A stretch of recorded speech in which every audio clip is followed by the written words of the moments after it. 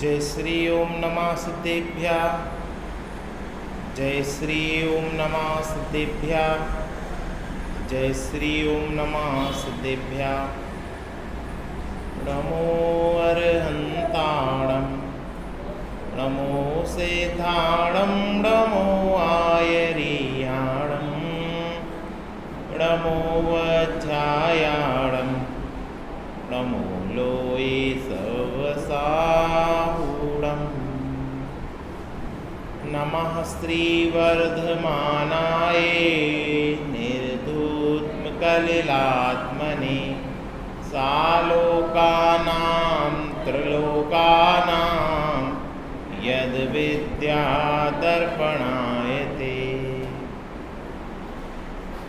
बीतरागी सर्वज्ञ देव जयवंत करते हैं। श्री रत्नकर्ण श्रावकाचार्य के सम्यक दर्शन नामक अधिकार की चर्चा अपन यहाँ पर कर रहे हैं। इसमें सम्यक दृष्टि की जो अंग होते हैं, निशंकित, निकांचित, निर्विचिकित्सा, अमूढ़ दृष्टि, उपगोहन की चर्चा की। आज छठवां जो अंग है स्थितिकरण। सम्यक दृष्टि जीवों का धर्म में कैसे स्थितिकरण करते हैं और मोह राग द्वेष रूप परिणामों के बीच में अपना स्वयं का स्थितिकरण कैसे करते हैं, उसकी चर्चा आज यहाँ पर 16 नंबर के श्लोक के माध्यम से अपन करेंगे। सबसे पहले अपन श्लोक पढ़ते हैं। दर्शनाचारणाद्वापि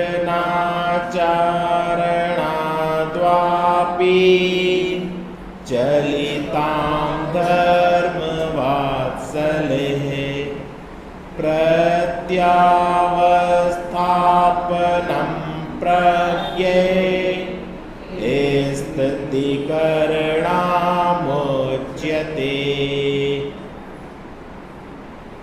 कोई पुरुष पहले सम्यक दर्शन सहित श्रद्धानी था। क्या कोई सम्यक दृष्टि जीत था? उसको स्वपर का भेद विज्ञान था, आत्मा का श्रद्धान था, तथा व्रत संयम सहित चारित्र धारक था। व्रत भी लिए था, संयम भी पालता था, चारित्र का भी पालन होते थे। पश्चात किसी प्रबल कसाय के उदय से, खोटी संगति से, रोग की तीव्र वेदना से, दारिद्रता से, मिथ्या उपदेश से, मिथ्या दृष्टियों के मंत्र तंत्रादि चमत्कार देखकर सत्य श्रद्धान व आचरण से चलायमान होता हो। क्या पहले सम्यक दृष्टि था, व्रती था, संयमी था, चारित्र पालते थे, लेकिन किसी प्रबल कर्म का उदय आ गया, कसाय का उदय आ गया, उसमें अपनी नहीं चलती। फिर खोटी संगति हो गई, रोग की तीव्र वेदना हो गई, दारिद्रता आ गई। बहुत प्रबल पुरुषार्थ चाहिए सम्यक दर्शन को टिकाए रखने में।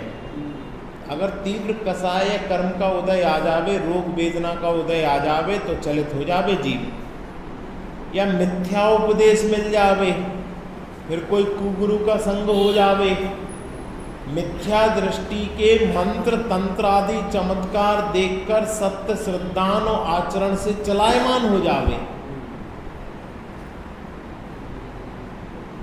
तो उसे विचलित जानकर जिनका धर्म में वात्सल्य है, ऐसे धर्मात्मा प्रवीण पुरुष उसे उपदेश आदि देकर पुनः सच्चे श्रद्धा आचरण में स्थापित कर दें। ये नहीं कि उसकी हंसी उड़ावे, उसको बाहर कर देवे, उससे बात करना बंद कर देवे, उसकी तरफ देखना बंद कर देवे, ऐसा नहीं।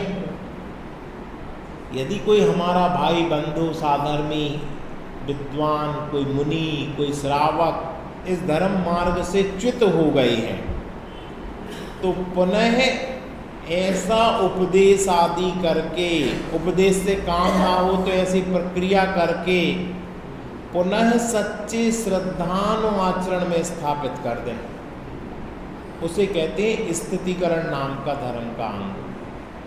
गजब का है। अपने परिणाम भी कभी विचलित हो जावे तो अपने परिणामों को भी अपने स्वरूप में स्थित करने का फिर से प्रयास करें। कर्म के उदय में बहे ना, उदय आएगा तो रुक जावे, उदय तो जाने के लिए आया है, और उदय जाएगा तो फिर अपने परिणामों को अपने में लगाना। आगे पढ़ो पढ़ो। यहाँ ऐसा विशेष जानना किसी धर्मात्मा आपस सम्यक दृष्टि तथा प्रति पुरुष के परिणाम यदि रोग की वेदना दरिद्रता वियोग से चिढ़ जाए तो धर्म से चिढ़ जाए तो धर्म से प्रीति करने वाला समझदार पुरुष उसे धर्म से छूटता जानकर उपदेश आदि देकर धर्म में स्थिर कर दे, उसकी स्थितिकरण शामिल है। अब देखो एक उदाहरण ख्याल में आ रहा।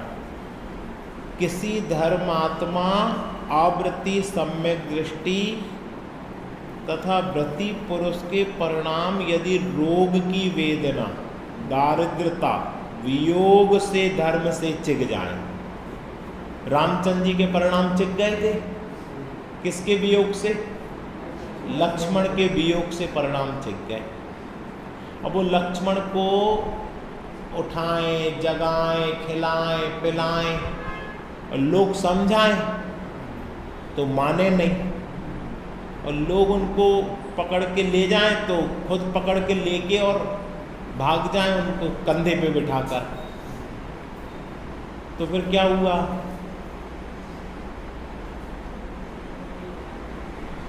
फिर स्वर्ग के दो जीव, वो दो जीव पता है कौन कौन से हैं? एक तो जो जटायु पक्षी का जीव है वो मर के स्वर्ग गया। दूसरा इनका जो सेनापति था कृतांत वक्र, उसने भी सीता जी को छोड़ के आया ना, फिर उसने भी कहा अब हमें छुट्टी कर दो, हमें ऐसा संसार का काम नहीं करना कि जो ऐसी सती जैसी स्त्री को वन में छुड़वा दे, अब तो हम दीक्षा धारण करेंगे। तो इनने कहा था कि कृतांत वक्र, तुमने जिंदगी भर हमारे साथ रहे, अभी कभी जीवन में धर्म से च्युत हो जावे तो तुम हमारी संभाल करना। तो ये बात उसको स्वर्ग में याद आ गई, ये स्वर्ग में देव हुआ मरकर, समाधि मरण करके। तो वो सेनापति और जटायु का जीव, ये दोनों स्वर्ग में देव हुए। इनने जब रामचंद्र जी की स्थिति देखी तो ये दोनों देव धर्म में स्थिति कराने के निमित्त यहाँ आए और दो पुरुषों का रूप बना लिया, एक ने मरा हुआ और एक ने जीवन। और जैसे रामचंद्र जी लेके घूम रहे ऐसे ये भी लेके घूमे। एक ने बैल का रूप बना लिया, मरा हुआ बैल, और बिक्रिया से सब बना लेते स्वर्ग के देव। तो बैल बना लिया सो उससे जोते जमीन। तो रामचंद्र जी उसको बोले, देखना कितना क्या डिस्टर्ब होता है। रामचंद्र जी पूरे डिस्टर्ब नहीं हुए थे, कितने डिस्टर्ब हुए कि तुम पागल हो, मरे हुए बैल से जोत रहे हो, क्या ऐसे जुतेगी क्या? मला हुआ बैल चलेगा? यानी ये पक्का श्रद्धान है, मरे हुए बैल से धरती नहीं जुतती। तो इन्होंने कहा तुम्हारा भी मरा हुआ भाई क्या पुनः जीवित हो सकता क्या? कहते अच्छा मेरा भाई मरा ही नहीं है, तो मरा हुआ नहीं मान रहे। फिर थोड़ी देर बाद वो लोग फिर घूम घाम के रेत में से तेल निकालने की कोशिश करती हैं। कहते रेत में से तेल कभी निकलता? रामचंद्र जी कहते पागल हो क्या, रेत में से तेल निकलता? फिर कहीं से कुछ समय बाद पानी को बिलोने लगती हैं, घी निकालने लगती हैं। तो कहते पानी में से कभी घी निकलता क्या? दूध को बिलोया जाता है, पानी को नहीं। तो जब अच्छी प्रकार से जब भागे नहीं कि ये मुझे मारने को दौड़ रहे या हमें पागल कह रहे या मूर्ख कह रहे, नहीं, अच्छी प्रकार से उनके मन को स्थिर करवाया और फिर उनको वो चीज़ समझ में आ गई कि देखो मरा हुआ बैल जिंदा नहीं हो सकता, ऐसा मरा हुआ भाई भी जिंदा नहीं हो सकता, इस मोह को छोड़ो। तो उन दोनों ने क्या करवाया? स्थितिकरण। अब मैं आपसे कहता हूं कि अपने जीवन में भी क्या हमने किसी साधर्मी की इतनी संभाल की कि भविष्य में वो हमारा स्थितिकरण करा दे? ये दोनों जीवों की रामचंद्र जी ने मदद की थी, जटायु की भी और कृतांत वक्र चक्रवर्ती सेनापति की भी। हमने ऐसे कितने जटायु और कृतांत वक्र तैयार कर लिए हैं इस जीवन में कि कभी हम धर्म से च्युत हो जावे तो भैया हमें धर्म के मार्ग पर लगा देना। कभी हम कर्म के उदय से, रोग से, वेदना से, दारिद्रता से, किसी के चमत्कार को देखकर अगर हम धर्म से च्युत हो जावे तो भैया हमें धर्म में लगाना। ऐसे एक आध तैयार किए कि नहीं किए? नहीं किए तो करना कि भैया हमें धर्म में लगाए रखना, भैया हमें धर्म में लगाए रखना। हमारे परिणाम बिगड़ जाए तो धर्म में लगाना हमारे लिए एक कला है। स्थिति करण नामक गुण हमें ये बताता है कि यदि कोई धर्म से च्युत हो जाए तो समझदार पुरुष उसे धर्म से छूटता जानकर उपदेश आदि देकर धर्म में स्थित करा देवे, उसे स्थितिकरण गुण कहते हैं। आगे आगे पढ़िए, पढ़ो, आप पढ़ो। नहीं, सबसे नीचे 31 पेज पर सबसे नीचे।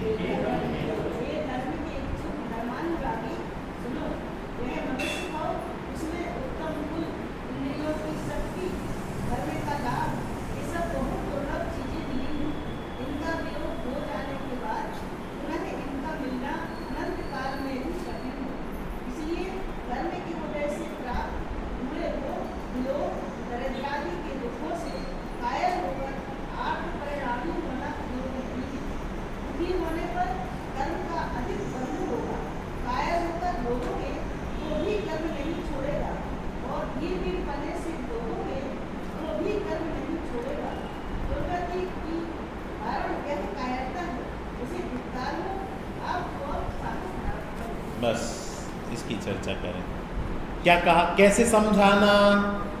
डांट के फटकार के नहीं, उसकी अवहेलना करके, उलाहना दे के, अपशब्द कह के नहीं। कैसे? हे धर्म के इच्छुक धर्मानुरागी। क्या सम्यक दृष्टि था ना? सम्यक दर्शन से च्युत हो गया तो हे धर्म के इच्छुक धर्मानुरागी, तुम धर्म के इच्छुक थे, तुम्हें धर्म चाहिए था ना, इस धर्म के लिए तुमने सब कुछ छोड़ा, तुम धर्म में अनुरागी थे। सुनो, यह मनुष्य भाव, उसमें उत्तम कुल, इंद्रियों की शक्ति, धर्म का लाभ, ये सब बहुत दुर्लभ चीजें मिली हैं। अच्छा ये बताओ, कल से आज में क्या परिवर्तन हो गया? कल भी अपन लोग बैठे थे यहाँ 9:30 बजे, आज भी अपन बैठे हैं 9:30 बजे। कुछ परिवर्तन हुआ बब्बे भैया कि कुछ नहीं हुआ? तो बताओ, और नहीं हुआ तो बताओ। हाँ, कौन बोलेगा? बोलो बोलो। हमें तो कोई समझ में नहीं आता ऐसा कुछ परिवर्तन है। प्रत्येक द्रव्य का परिणमन हो रहा, 6 द्रव्यों का परिणमन हो रहा। और कुछ?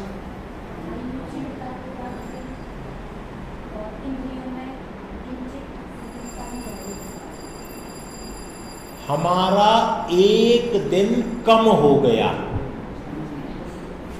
कल और आज में हमारी जो आयु थी एक दिन कम हो गई है। एक दिन लैप्स हो गया।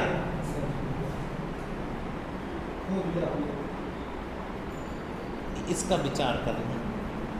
हमारी आयु 80 साल, 60 साल, 50 साल, जितनी भी है उसमें से एक दिन चला गया। कितने घंटे चले गए? 24 घंटे चले गए। एक दिन कम लगता, 24 घंटे थोड़े ज्यादा लगते। मिनट कितने चले गए उसका कैलकुलेशन कर लेना घर जाके। इतने मिनट चले गए। और ये मनुष्य जीवन कैसा था? देखो अब लाइन, यह मनुष्य भाव, उसमें उत्तम कुल, इंद्रियों की शक्ति, धर्म का लाभ, ये सब महादुर्लभ चीजें मिली हैं। महादुर्लभ, हर किसी को नहीं मिलती। उत्तरोत्तर दुर्लभ चीज। आज 1 घंटे आप यहां बैठे हो तो आप बिरले जीव हो पूरे विश्व में। अरबपति खरबपति से भी ज्यादा विरले हो आप, जो आप आत्मा की साधना के लिए इस तीर्थ क्षेत्र में 1 घंटे शांति से निराकुल होकर बैठे हो। और दुनिया में आग लग जाए तो हमें कोई मतलब नहीं, हम तो अपनी आत्मा की साधना करने के लिए शांति से बैठे हैं। ये टाइम पास नहीं हो रहा, ये बहुत तीव्र पुण्य के उदय से हम यहाँ पर बैठकर अपनी साधना कर रहे हैं। इनका वियोग हो जाने के बाद पुनः इनका मिलना अनंत काल में भी कठिन है। अब मुझे कोई ये बताओ, कल का दिन हमें आज मिल सकता? हम 1 करोड़ रुपए खर्च करें तो मिल सकता क्या? कल के दिन में हम कितना समय निकालकर आत्मचिंतन कर सकते थे, ये खुद का विचार करना। कब कब आपको समय मिला था? 5 मिनट, 10 मिनट, 15 मिनट, आध घंटा, पौन घंटा, 1 घंटा, उसका हमने क्या दुरुपयोग कल कर दिया? मोबाइल चलाने में, टीवी देखने में, विकथा करने में, फोन पे बात करने में, घूमने फिरने में, ऐसे ही बैठे बैठे टाइम पास करने में। कल का दिन अब दोबारा नहीं मिल सकता सुधारने के लिए, लेकिन आज एक नया दिन फिर से मिलेगा 9:30 से 9:30 तक। अगर आपको कल का पछतावा है तो आज के दिन में वो कमी पूरी कर लेना। भरोसा नहीं है ये दिन पूरा मिल जाए, लेकिन जितना मिले उसको विकथा में, टाइम पास में, मोबाइल टीवी में बर्बाद नहीं करेंगे। क्यों? क्योंकि इनका वियोग हो जाने के बाद पुनः इनका मिलना, सालू क्या लिखा?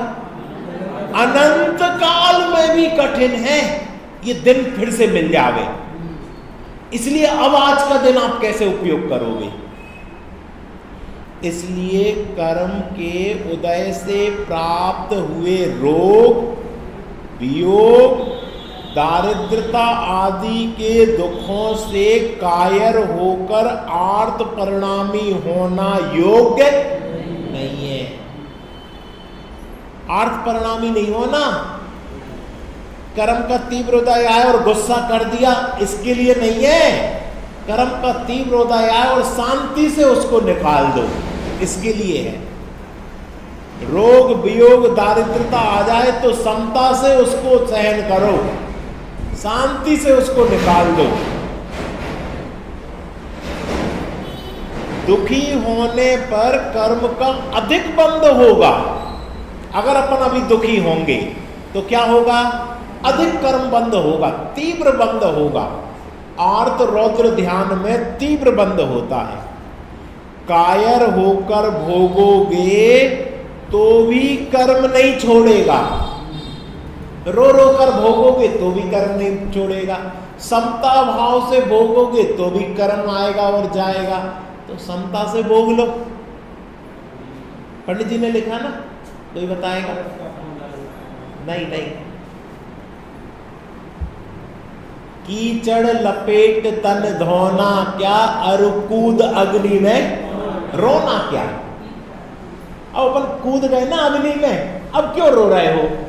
अब कर्म का तीव्र उदय आया है, घर गृहस्थी में फंस गए हैं, बाल बच्चों में फंस गए हैं, कमाने धमाने में फंस गए हैं, गृहस्थी में फंस गए हैं, तो अब अग्नि में कूद गए, अब क्यों रो रहे हो?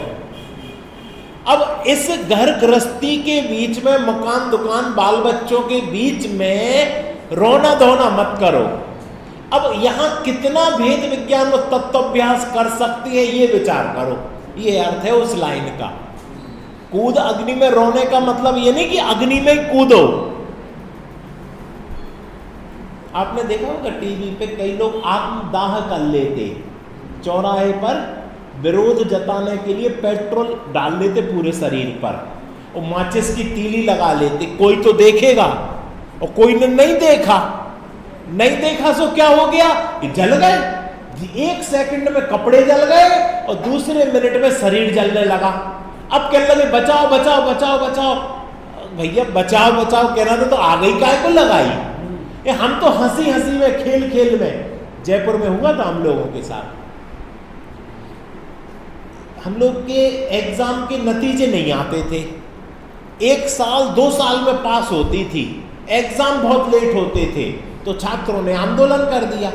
आंदोलन कर दिया सो चक्का जाम कर दिया 3 बत्ती से कटरा के बीच में, बहुत लंबा।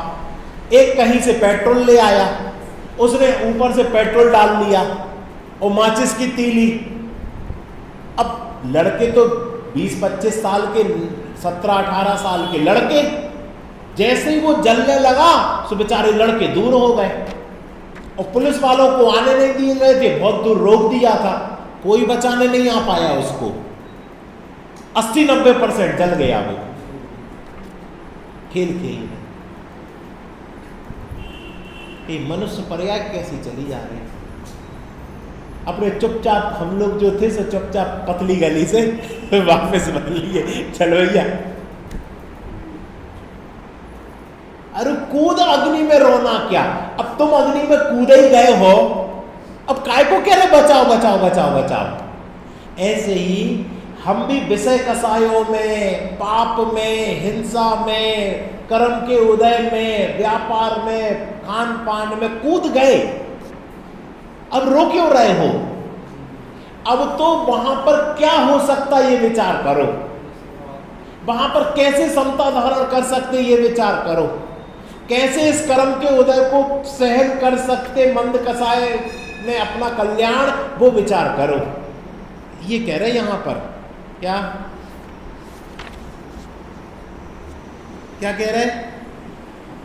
इसलिए कर्म के उदय से प्राप्त हुए रोग, वियोग, दारिद्रता के दुखों से कायर होकर आर्त परिणामी होना योग्य नहीं है। दुखी होने पर कर्म का अधिक बंध होगा, कायर होकर भोगोगे तो भी कर्म नहीं छोड़ेगा, और धीर पने से भोगोगे तो भी कर्म नहीं छोड़ेगा। ये युद्ध में जाते ना, मरने के लिए जाते हैं, तो बच जाते हैं क्या? मर ही जाते हैं। हम मरेंगे लेकिन 2-4 को मार कर मरेंगे। सो धीर पने से करोगे तो भी कर्म नहीं छोड़ेगा। दुर्गति की कारण यह कायरता है, उसे धिक्कार है। कायर मत बनो। किसके सामने कायर मत बनो? कर्मों के सामने कायर मत बनो, राग द्वेष मोह के सामने कायर मत बनो, नो कर्म के सामने कायर मत बनो। आप तो अब साहस धारण करो, ऐसे समझाता है। क्या? जो धर्म से च्युत हो गया ना, उसको ऐसे समझाता है कि अब कायर की जरूरत नहीं है, अब तो साहसी बनो, इस कर्म के उदय को जीतो। कैसे? मनुष्य जन्म का फल तो धीरता तथा संतोष, व्रत सहित धर्म का सेवन करके आत्मा का उद्धार करना है। तुम मनुष्य हो, तुमने समय सार पढ़ा, तुमने आत्मा का श्रद्धान किया, तुमने सम्यक दर्शन प्राप्त किया, अब तुम क्यों रोते हो कर्म के उदय को देखकर? यह मनुष्य शरीर तो रोगों का घर है, इसमें रोग उत्पन्न होने का क्या आश्चर्य? होंगे ही रोग उत्पन्न, यहां तो धर्म ही शरण है, रोग तो उत्पन्न ही होगा। संयोग है वह वियोग सहित ही होता है। रोग आया है तो जाने के लिए आया है, रुकने के लिए नहीं आया। किन किन पुरुषों पर दुख नहीं आए ये विचार करो। चक्रवर्ती जैसों पर, तीर्थंकरों जैसों पर, इन पर तो दुख आए हैं, तुम कौन लगते हो? अतः अपना साहस धारण करके एक धर्म का ही अवलंबन ग्रहण करो, ऐसे समझाना अपने आप को। और कोई अपना साधर्मी जीव अगर धर्म से च्युत हो रहा है तो उसको, पर हमें पता ही नहीं कि कितने लोग स्वाध्याय में, पूजन में, अभिषेक में नहीं आ रहे। कितने लोग आते थे, अब क्यों नहीं आ रहे? हृदय पे हाथ रखो। हमने किसी को फोन लगाया, क्यों भैया आज क्यों नहीं आए आप? आज आप अभिषेक में आते थे, इतने अच्छे से पूजन करते थे, इतने अच्छे से स्वाध्याय सुनते थे, आप क्यों नहीं आए आज स्वाध्याय में? क्या तकलीफ हो गई? क्या परिवार में दिक्कत हो गई? क्या घाटा लग गया? हमें तो बताओ, हम उसकी पूर्ति करेंगे। बताओ, हम कभी ऐसा करते? हमें क्या मतलब? एक द्रव्य दूसरे द्रव्य का करता नहीं है, यही है। हर जगह समय साल नहीं लगेगा। ये श्रद्धा का विषय है, वो श्रद्धा में लगेगा। और जहां व्यवहारिकता की आवश्यकता है वहां व्यवहारिकता। आज कई मंदिर हैं जहां 50 लोग, 80 लोग अभिषेक पूजन करते। हमने पूछा, साहब यहां इतने लोग क्यों आते हैं? कहते यहां जो भैया हैं एक, वो अगर एक व्यक्ति नहीं आए तो फोन लगा के पूछते हैं, क्यों भैया आज क्यों नहीं आए? और अपने यहां नहीं आए होंगे, सो रहे होंगे, कुछ कर रहे होंगे। कभी किसी ने कॉल ही नहीं की, क्यों नहीं आ पा रहे आप? क्या कारण है? हम क्या मदद कर सकते हैं? ये स्थितिकरण अगर अभी हमने नहीं किया तो हमारा स्थितिकरण कौन करेगा? रामचंद्र जी ने जिनका स्थितिकरण किया था, उनने रामचंद्र जी का स्थितिकरण किया। बताओ, सीता का वियोग हो गया था और रामचंद्र जी सीता के दुख में व्याकुल थे, और जटायु पक्षी अधमरा दिखा तो उनने इग्नोर कर दिया कि उसका समाधि मरण करवाया। अब उससे कह देते, हम तो खुद ही दुखी हैं, हम तो खुद ही परेशान हैं, हमारी तो सीता मिल नहीं रही, अब हम तुम्हें क्या सुनाएं, हम तो खुद आकुल व्याकुल हैं। ये देखो श्रद्धा, अब आप समझ लो श्रद्धा का लेवल। श्रद्धा का लेवल ये है कि सीता के वियोग में चारित्र मोह जन्य आकुल व्याकुल तो है, लेकिन दर्शन मोह के अभाव में, अनंतानुबंधी के अभाव में श्रद्धा इतनी दृढ़ है कि वो जटायु से कह रहे हैं, देह मरे पर मैं नहीं मरता, अविनाशी मैं आत्मस्वरूप। ये चौथे गुण स्थान की विचित्रता है। उसकी पीड़ा तो दिख रही है। देखो तुमने कैसे मुनिराजों के आहार को देखकर समता धारण की, कैसे तुमने सम्यक दर्शन को अंगीकार किया, अणुव्रतों को अंगीकार किया। अब तो ये परीक्षा की घड़ी है। अब इस रोग से, कटे फटे शरीर से, पुराने शरीर से छोड़कर तुम्हें उत्तम देह मिलेगी। आत्म स्वरूप का विचार करो। यह है स्थितिकरण नामक गुण। अतः अपना साहस धारण करके एक धर्म का ही आलंबन ग्रहण करो। जो जो वस्तुएं उत्पन्न होती हैं वे सभी विनाश सहित हैं। ये देह विनाश सहित है। इस शरीर का वियोग होना है तो जो अन्य सभी अपने अपने कर्म के उदय के अधीन उत्पन्न होते हैं और मरते हैं, वे उत्पन्न होंगे और मरेंगे। उनका हर्ष विषाद करना व्यथा बंध का कारण है। इसलिए भैया अब किसी का संयोग वियोग में आकुल व्याकुल मत हो, शांत भाव से अपने स्वरूप की संभाल करो। अभी चर्चा का समय हो गया, बहुत सुंदर चर्चा है। आज अपने जीवन में 2 काम करना। जो साधर्मी आज नहीं आया हो, एक फोन लगाना, लगा सकते, फ्री है, एक भी पैसा नहीं लगना। कि भैया आज आप स्वाध्याय में क्यों नहीं आए, ऐसी क्या समस्या हो गई। और दूसरा काम, अपने परिणामों को 24 घंटा अब दोबारा नहीं मिलेगा, आज का हमें, इसलिए बर्बाद नहीं करना। 5 मिनट भी हो तो एक छोटा सा पाठ कर लेना, 10 मिनट हो तो एक स्तुति पढ़ लेना, 15 मिनट हो तो स्वाध्याय कर लेना, 12 भावनाओं का पाठ करना। अगले 24 घंटे हम बर्बाद नहीं करेंगे, हम हर पल का, हर समय का सदुपयोग करेंगे और भेद विज्ञान करेंगे। 2 मिनट अभ्यास करते हैं, मैं अपना कर रहा हूं, आप लोग अपना करें।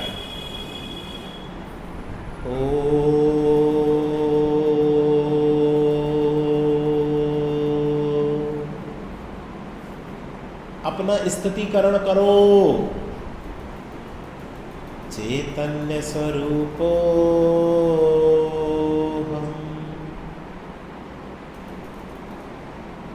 कल मैंने अपने आप को चैतन्य स्वरूप देखा था और 24 घंटे बाद भी मैं चैतन्य स्वरूप ही रहा, जड़ रूप नहीं हो गया, कसाय रूप नहीं हो गया, पाप रूप नहीं हुआ। देखो 24 घंटे में भी मैं चैतन्य रूप ही रहा, ज्ञान रूप ही रहा। कोई भी प्रबल तीव्र कर्म मेरा कुछ नहीं बिगाड़ सका, मैं जाननहार ही रहा। ये मेरी विशेषता है। ऐसे अपने दुर्लभ, अनुपम, अमूर्तिक चैतन्य स्वरूप को देखो। यह चैतन्य स्वरूप मैं ही हूं।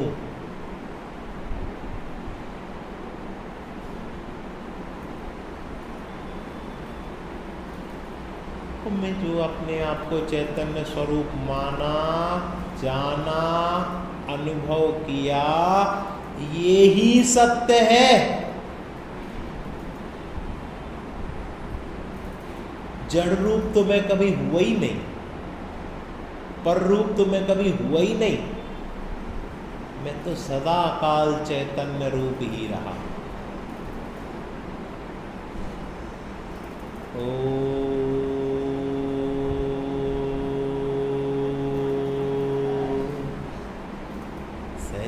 सहजानंदी शुद्ध स्वरूपी अविनाशी